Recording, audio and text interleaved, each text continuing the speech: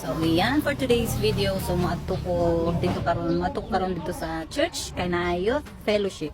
So mga youth lang sa Mag 7. So among pastor si Pastor Choi. So naay mga program for youth Sunday afternoon. Yan, so ato na ko sila karon para pag-observe sa ilang youth fellowship. Ug mauni akong naabtan nga dula nila hosted and facilitated by Deborah Sofia Kemson. Very active and enjoy kayo sila sa ilahang dula, di ba?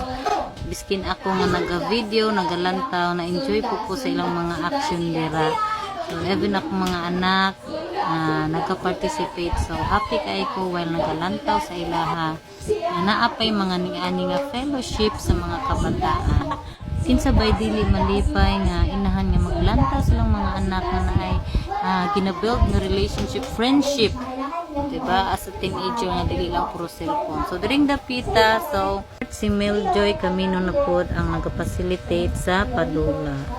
Then nakita nimo nga nagkapaminag gyud ang tanan, og kini nga part is ang akong mga anak ang unang mupili og unsa ang ilang i-act ra sa atubangan.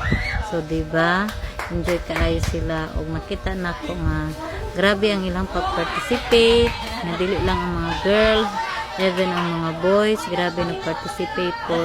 Nalipay ko nga kanang wala sila sa computeran o wala sila sa tindahan nga nagbisyo-bisyo o wala sila babad sa cellphone. So nalipay jud ko ani nga youth fellowship nga nahitabo diri sa Mag 7 ng host pastor diri is si Pastor Choi.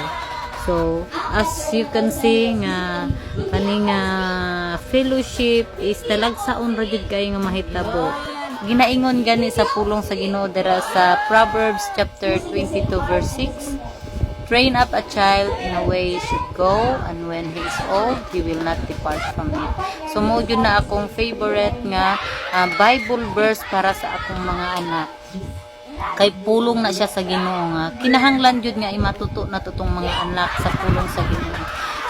So that malayo sila sa mga dili maayong buhat or sa mga bad influence like sa social media or mga barkada nga maka-influensya kanila lalo sa bisyo. So kita nyo diri nga naga-enjoy ang tanan. So ang tanan nagdula, nag-participate, mababae man o lalaki, magamay, mataas, madako, maito, maputi. Especially akong duha ka anak. So wala na sila nagbabad sa cellphone, so during the pita, so nag-enjoy sila. Then nag-enjoy po ko while nagalantaw sa ilaha.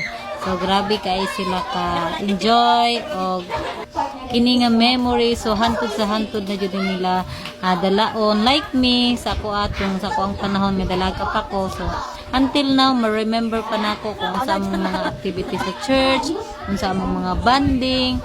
So like this nga mga fellowship is forever na jud ni makatatak sa ilahang tanan, labi na sa akong mga anak.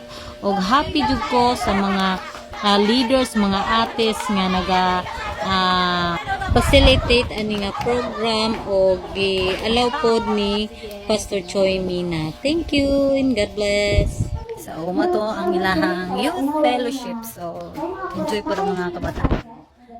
Muna ang akong video for today. So kung nagustuhan mo akong video, paki-heart, like, comment, or reaction. Then pa-share na po sa itong video and follow. Thank you and God bless everyone.